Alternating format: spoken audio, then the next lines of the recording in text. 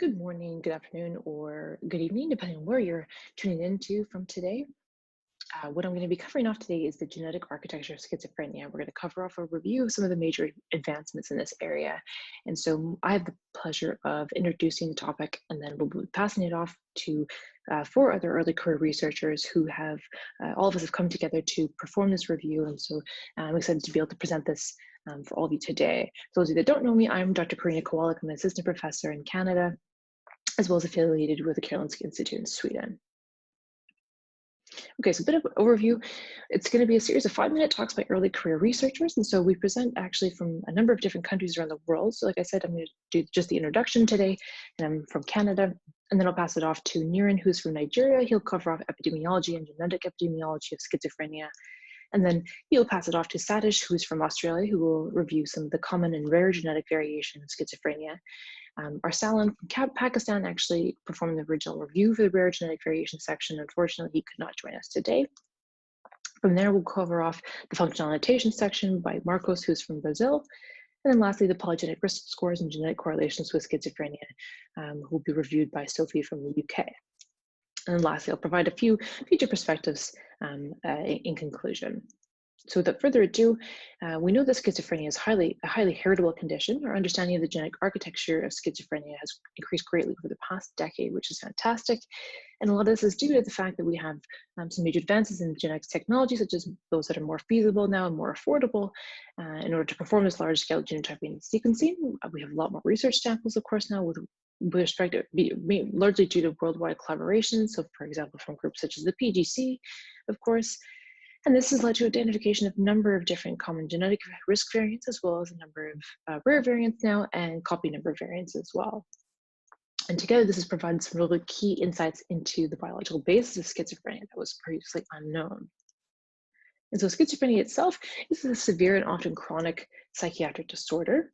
It unfortunately causes substantial personal and societal burden, primarily from severe and long-term disability.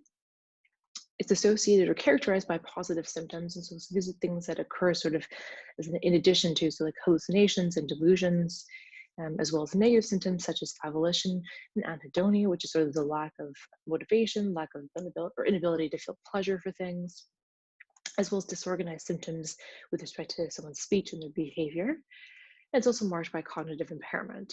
And so from there, I'm going to pass it off to Niran, who is going to cover off more general epidemiology and genetic epidemiology.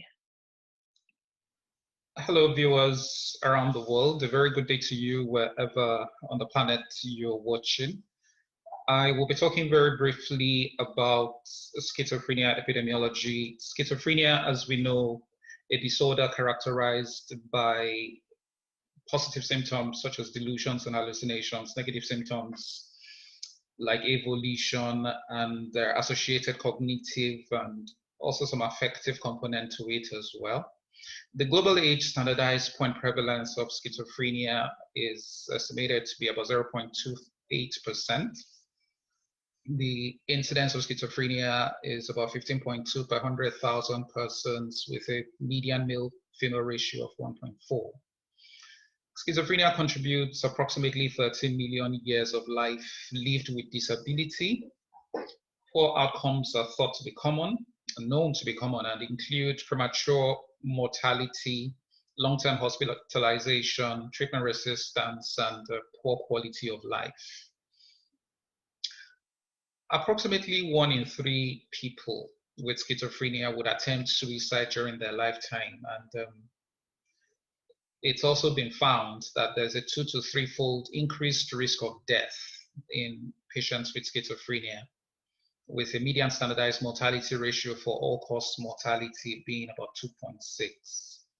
In terms of the factors that we associate with schizophrenia, it's been shown to be an interplay of genetics and environmental factors which contribute to psychopathology. In terms of environmental factors, it's possible to categorize these as early development, proximal factors, and onset factors. Factors in the early development would include obstetric complications, advanced paternal age, proximal factors would include social adversity, migration, urban living, and then factors that are known to be present at onset that might trigger episodes would include substance use and trauma. In terms of the genetics, we can think about the concept within the context of heritability. The phenotypic variants, that's the variants associated with the phenotype of schizophrenia. It's possible to talk about the variance that is due to environmental factors and then variance that is due to genetic factors. The latter can be further broken down into variance due to dominance factors, interactive factors, and then additive factors. So talking about broad sense heritability, that would be the variance due to genetic factors over the total phenotypic variance. Whereas the more parsimonious term or narrow sense heritability, or H squared, the variance due to additive factors divided by the total phenotypic variance. In terms of schizophrenia heritability, that being the variance that is due to genetic factors, estimates based on family studies, twin studies have ranged from 41 to 87%, but the current estimates, the current consensus is that it's approximately 80%. But we can talk about the SNP heritability, which is a component, a fraction of the narrow sense heritability. SNP heritability is the phenotypic variance due to genetic factors as tagged by polymorphisms derived from array genotyping. And it has a tendency to be lower than the total narrow sense heritability that is associated with additive factors. Most recent schizophrenia GWAS figures, the most recent figures that we have gives a SNP-based heritability of approximately 24%, which means that a substantial portion of the variance remains unexplained and continues to be studied. Some of the component variants that are associated will be discussed by my colleagues in other presentations. Thanks for listening. Good day, everyone. In this part of the talk, I'm going to talk to you about the genetic architecture of schizophrenia, especially focusing on common variants. This slide gives you a general overview of genome-wide associated studies of schizophrenia. If you look at the figure on the left, it shows the genome-wide associations reported as of July 2019 in GWAS catalog.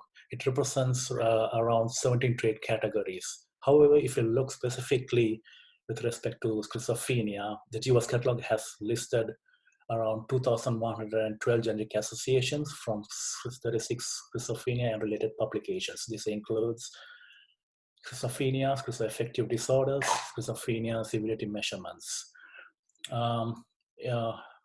But if you look specifically for schizophrenia, there are about 2,057 associations published in 23 publications, however, many of which are replications across studies. Currently, there are over 300 unique genome-wide significant variants listed in the GWAS catalog. The initial schizophrenia genome-wide association studies were reported in 2007 through 2010. Many did not identify any genome-wide significant variants. This was mainly due to insufficient sample sizes for the relatively small effect sizes that are typical of common variants. The study sample sizes were in the order of 1,000 to 2,000 with only 500 to 1,000 cases. They were mostly conducted by independent groups. Some of the reported publications are mentioned here. This figure shows the general architecture of schizophrenia. The x-axis represents the risk allele frequency in controls, and the y-axis represents the effect sizes in log scale. As you can see, Most of the jivas discovered SNPs have relatively small effect sizes, and they have relatively higher frequencies compared to the rare variants. And this is also consistent with the common disease common variant hypothesis. Only a few less common variants have been discovered. I'll be talking to you about the rare variants in my next talk. This figure gives you a history of schizophrenia jivas in key publications. The x-axis represents the PubMed IDs and the year of publication. The y-axis represents the sample size. As you can see, with the increase of sample sizes in this decade, we were able to identify many more risk variants. The first series of publications with genome-wide significant hits were reported in 2009. The first PGC1 schizophrenia study was published in 2011, which reported 7 loci, and this was followed by a series of small studies. And the second most important paper, the landmark paper by the PGC, was published in 2014, which identified 108 loci. This was followed by a series of meta-analysis projects with the Chinese as well as across the UK, which identified even more regions. And more recently, the PGC East Asian group published an article which identified 176 loci, which I'll be discussing in detail later on. And more recently, the PGC3, which is under review, has reported around 270 loci. As I mentioned in the previous slide, the first reported genome-wide significant loci associations were reported in the year 2009. They were reported by 3 independent publications. The first GWAS by PGC identified 10 independent associations in 8 distinct loci in 2011. They were mostly of European ancestry. And the most robust common variant association was in the chromosome 6p22.1 locus. The second GWAS by the PGC identified 128 independent associations in 108 distinct loci. This was published in 2014. They were predominantly of European ancestry. And again, the most robust common variant association was in the chromosome 6p22.1 locus. The third GWAS by PGC identified 329 independent associations in 270 distinct loci. This manuscript is under review. And this consists of around 80% European and 20% of East Asian ancestry. And again, the most robust common variant association was in the chromosome 6p22.1 locus. In addition to that, if you look at the East Asian study, the first GWAS by the PGC East Asian Schizophrenia Group identified 21 independent associations in 19 distinct loci. The top 3 associations were shared with the European studies. However, the most robust associations in Europeans, the 6p22.1 locus, was not observed in East Asians. The subsequent meta-analysis of East Asia and European ancestry reported 208 independent associations in 176 distinct loci. 53 of these loci were novel. In addition to the large European and East Asian ancestry studies, there have been studies in other populations, which includes the African American, Latin American, and Indian. And we expect the next few years that these studies will increase in sample sizes and discover many more risk variants. In this part of the talk, I'm going to talk to you about the genetic architecture of schizophrenia, especially focusing on rare variants. To give you a brief overview of rare variants, the key characteristics are they have a minor allele frequency of less than 1%. They have a relatively large effect size compared to common variants. The type of variants we're looking at are single nucleotide variants, which are basically alterations of one or small number of base pairs, and insertion and deletions, which can range up to 1 to a few base pairs.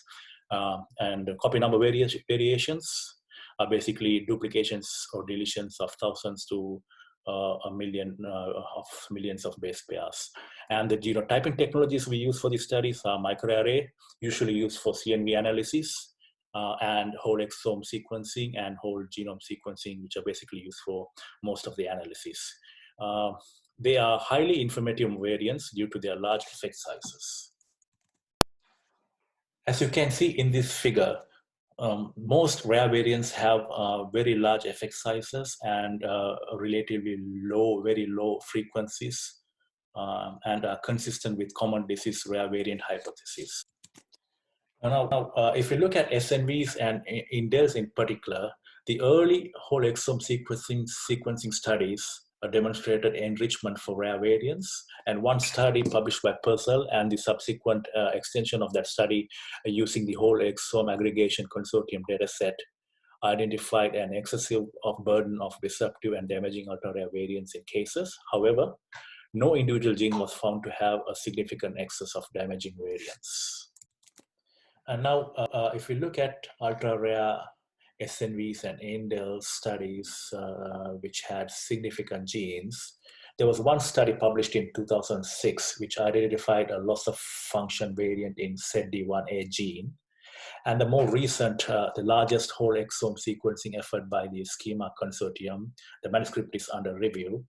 They used over 24,000 cases and 97,000 controls, and they identified 10 genes, including the ZD1A gene, which reached a genome-wide significance threshold. And a further 22 genes reached a suggestive level of significance as defined by the false discovery rate of 0.05. And if we look at this figure once again, the genes identified by the Schema Consortium are shown in the top left part of the figure. As you can see, most of the genes have very large effect sizes and very low frequencies. And now if you look at de novo variants, they're usually identified in trio-based studies and are usually present in offsprings as a result of new mutation events, but are absent in parents. One recent whole exome sequencing study, which used over 3,000 schizophrenia parents and proband trials, identified loss of function DNVs to be enriched in loss of function intolerant genes. However, no gene achieved exome-wide significance. One of the interesting things was that the burden was higher in genes previously associated with neurodevelopmental disorder. Gene set analysis revealed that DNVs were enriched in evolutionarily constrained genes and genes implicated in multiple neurodevelopmental disorders. And now if we come to the last slide and look at copy number variants, CNVs are duplications of deletions ranging from 50 base pairs to megabases in the genome and can span a whole gene or set of genes in a region. CNVs have been consistently implicated in the etiology of schizophrenia. The first locus was conferred in chromosome 22q11.2, which had a 24 increase risk with 25% of the carriers developing schizophrenia. The largest CNV study to date, comprised of over 21,000 cases and over 20,000 controls, was published by the CNV and Schizophrenia working group of the PGC in 2017. They identified 8 CNVs, 6 deletions, and 2 duplications passing the genome-wide significance threshold. However, the CNV penetrance in schizophrenia is relatively lower compared to other neurodevelopmental disorders. Hi guys, in this video I'll talk briefly about the possibilities of post-GWAS analysis in which researchers try to interpret the findings from common and rare variant results.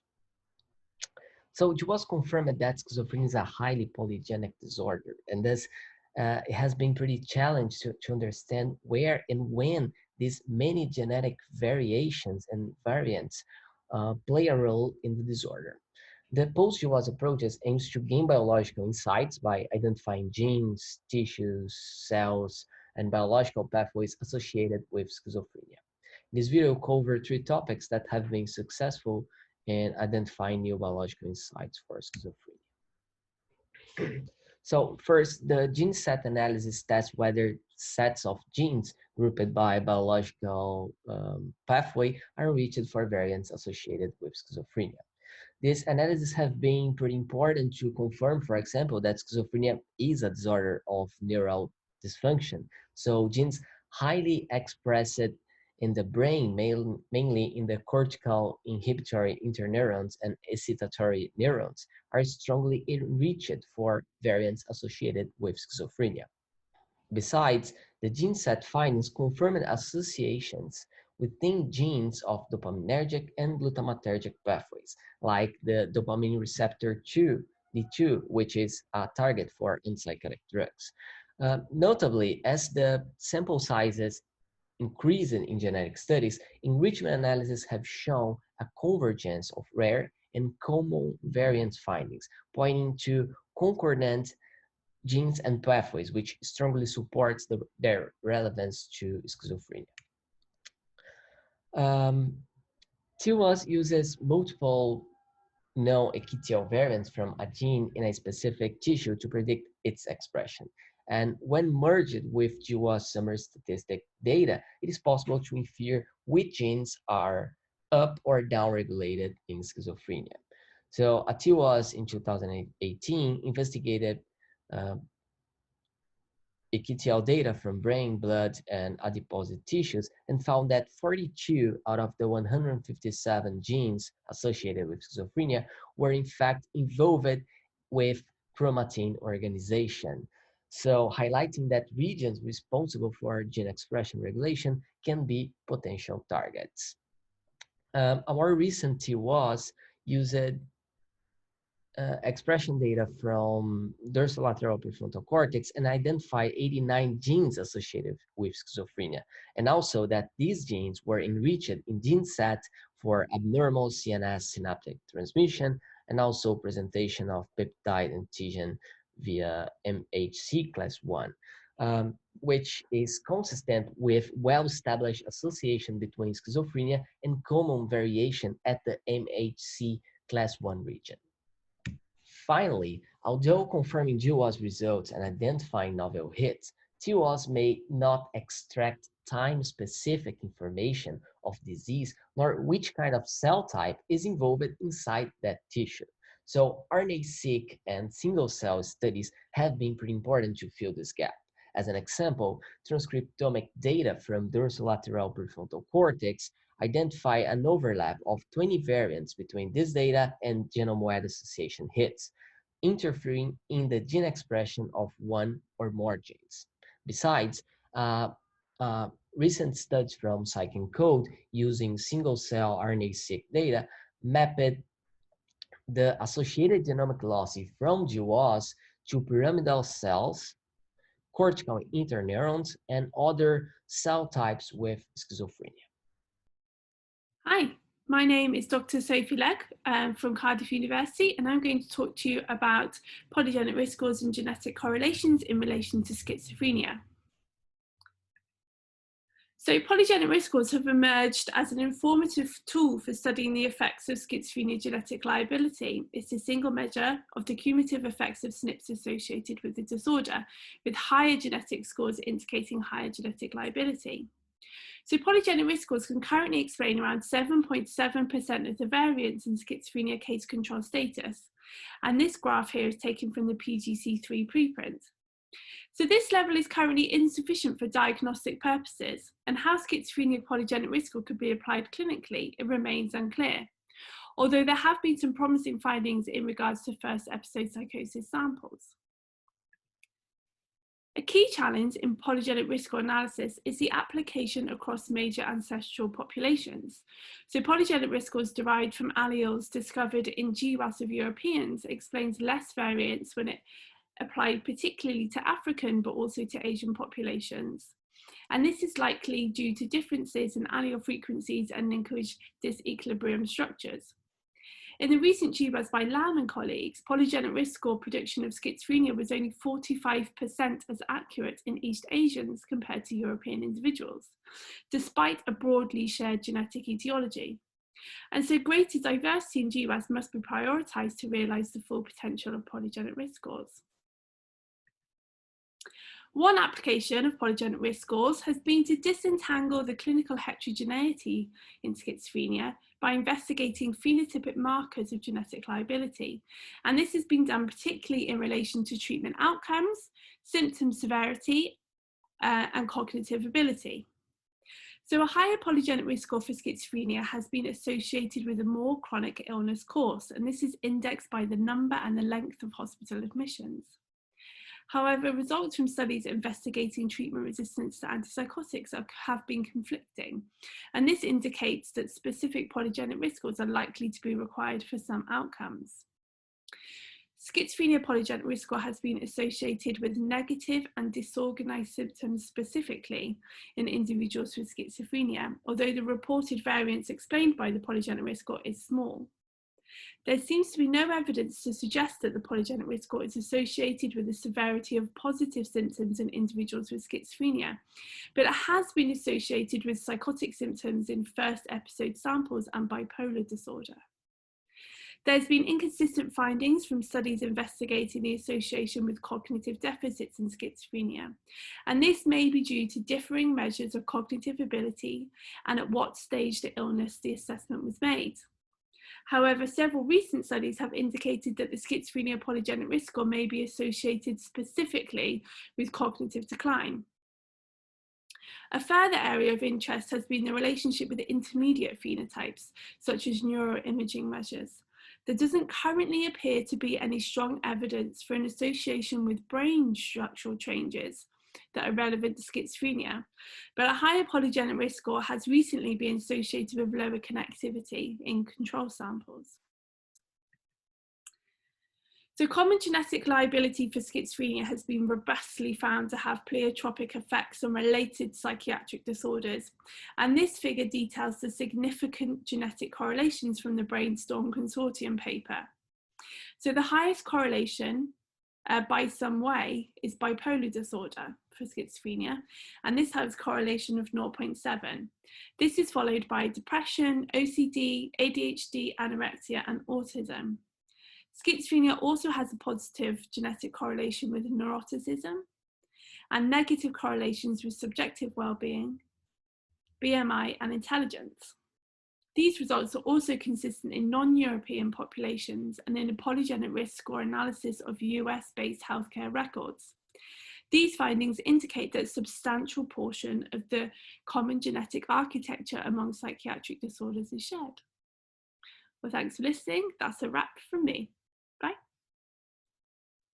Okay, so thank you very much, Sophie, for finishing off on the polygenic risk scores and genetic correlations. And now I'm just going to give a few future perspectives to tie things off today. So we know now that some of the, in the future anyways, we're hoping that larger sample size GWAS and rare variant studies will help us to identify more genes and refine some of the biological processes that we know or have been implicated in schizophrenia. Updates to some of the functional annotation consortiums like PsycENCODE and GTEx and Common Mind will help to further interpret some of the current GWAS as well as future GWAS findings.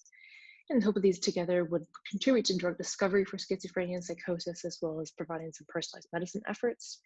And we also hope that some of the future research will cover off how genetic risk interacts with the environmental factors and ultimately cause and develop schizophrenia. We also know that it's of paramount importance in the future to improve diversity of schizophrenia genetic studies, and doing so by including other non-European populations. So for example, in the latest published GWAS for schizophrenia, around 20% of samples were non-European, mostly of East Asian, but of course we have still a long ways to go. And by increasing genetic diversity, we'll hope to ensure that findings are applied to all human populations, and this will increase the power for identifying new genetic associations as well as improving fine mapping. And in conclusion, we know that schizophrenia has provided some of the evidence of the value of GWAS, of performing GWAS in investigating common genetic risk for psych disorders. Some of the functional studies are needed to now better understand and how schizophrenia vulnerability acts during the different stages of neurodevelopment. And in the future, we hope that an increase in sample size, increase in population diversity, identify new regions, and some of the increasing fine mapping, and hopefully in hopes that will decrease some of the disparities in PRS predictions, and hopefully eventually possibly even clinical application. Thank you so much for your attention today, and please feel free to reach out to any of us if you have any further questions about what we presented here today. Thanks very much.